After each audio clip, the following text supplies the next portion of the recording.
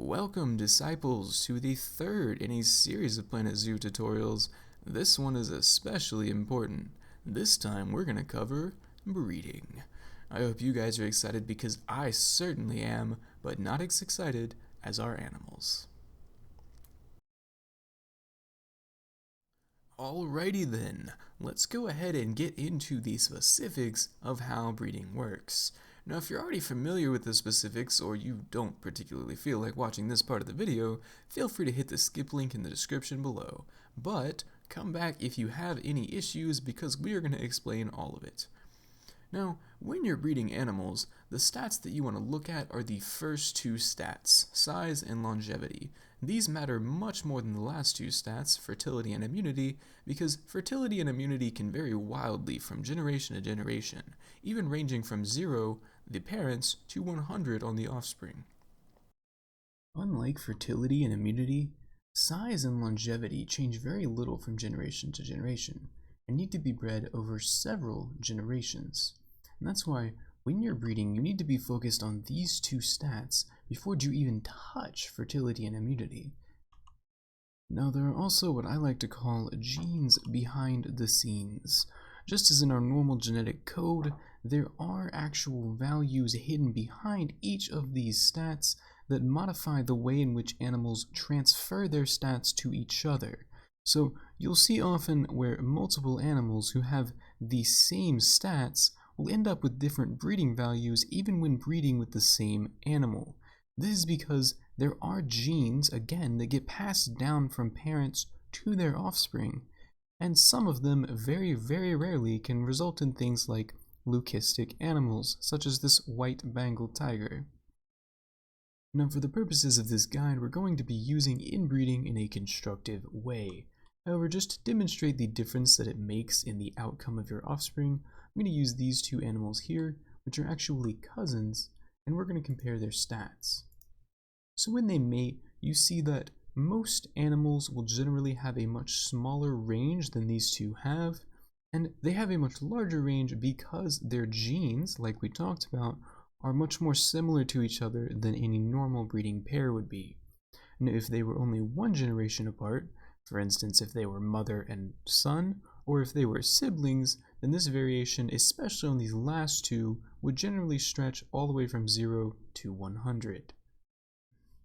Now, there's a myth that I want to debunk about fertility, because you might think that it matters a great deal, and you might be choosing mates specifically for that stat, but I want you guys all to know that it really doesn't matter in the end, because as you can see here, even these two animals that both have a 0 in their fertility stat, not only are they able to produce an offspring that is guaranteed to have a 100 in that stat, but they also still have a 30% chance to conceive. And this is thanks to the research fertility bonus that you can actually get very easily, and you want to make sure that anytime you are breeding an animal specifically, you make sure and max out the research anyway. Now you can see here that you get a plus 15 and a plus 30 bonus, and it only takes the highest bonus. They do not stack, so you don't get a plus 45 bonus. As you saw earlier, it's only taking the highest value. Now sometimes this can climb to 40 and I believe even 60%, so some animals are much easier to breed than others. Now that we've talked about the theory behind breeding, we're going to talk about specifically how to do it. So this has a few requirements, and the largest that you'll see in the game is welfare. Your animals need to be happy in order to breed. Now this welfare requirement does vary from animal to animal, and specifically you can check out what kind of welfare you need by going into the animal's zoopedia and looking at their difficulty to breed in captivity. Now some animals you'll see are difficult to breed, pandas for instance, and these animals need a higher welfare requirement in order to actually try to conceive. Now animals that have a lower requirement, you still want to aim for somewhere around 80 welfare, but something like the pandas, you're going to want to try to aim for 100. Now another thing that we need to go over before we start actually working on breeding our perfect animals is what kind of situation you're going to be looking at for how to breed these animals. And this is going to vary for each species, and the way you can check this is you can go into the Zoopedia, and then you can look right up here at the group size under the species data tab. This is going to tell you how many males and how many females you can have in the exhibit at one time. So something like the bison or lions, you're going to be able to have one male and almost as many females as you want. It's doubtful you're going to hit this number, especially since it is rather high most of the time.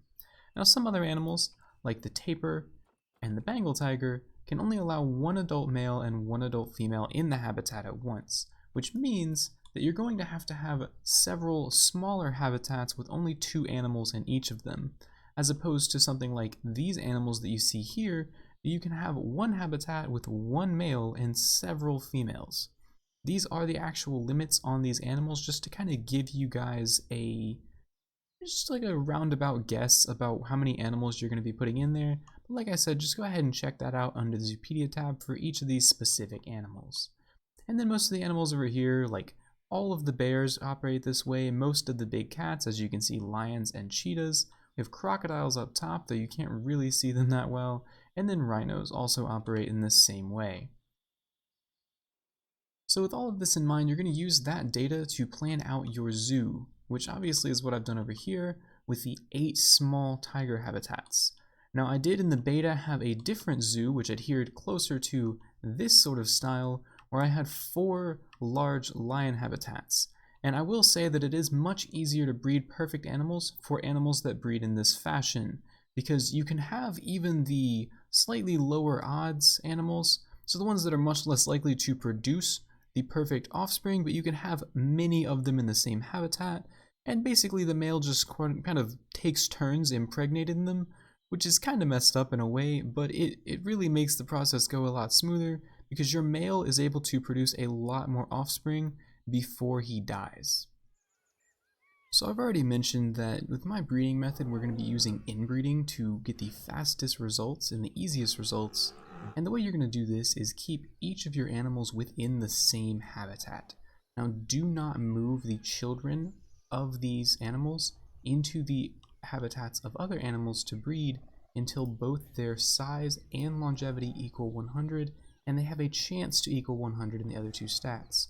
Now, we're going to go over that more specifically when we actually talk about breeding perfect animals, but for right now, all you need to know is how to pick the best offspring. So basically how this is going to work is if you have a child, or when you have a child, you check the gender of that child, and you'll check their stats, which in this case, the child's stats are 100 and 91, and then we have the mother's stats, who are 91 and 91. Now, again, these other 2 stats do not matter until the very end. So since none of these tigers have 100 in all their stats yet, you want to go ahead and get rid of the mother, because her stats are worse than that of her daughter.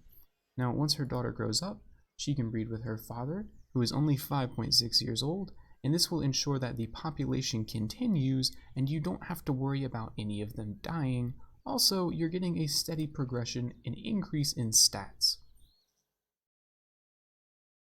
Now, I want to make a note to anyone that has any interest in pursuing breeding without inbreeding. It is very difficult.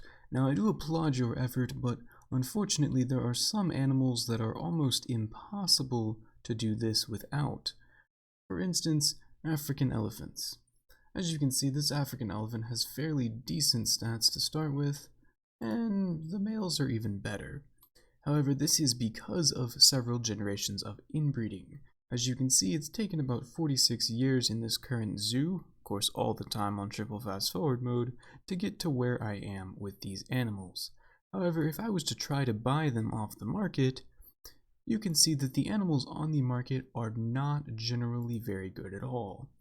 Now, in order to get through this whole thing without inbreeding, then you basically need to have one offspring between these 2 parents, and then that offspring needs to breed with a new offspring from the market. Now, you can see why this is a bit of a dilemma, because if these are the animals you have to breed with, and you're trying to compare it to your own animals, which are considerably better, then you're not going to be able to breed better animals after a certain point. They're going to stagnate whenever the market animals stagnate. Anyways, and that's a wrap for this video, boys and girls. I hope you enjoyed it, and be sure to stay tuned and subscribe for the perfect animal breeding video. That should be the next one coming up in the series. Also, if you want to watch me play Planet Zoo or other games, check out my Twitch link in the description. I'm sure that there's something in there that you guys can enjoy. Otherwise, I hope you guys have 1,000 blessings. It's been good. It's been Hipster Jesus. Out.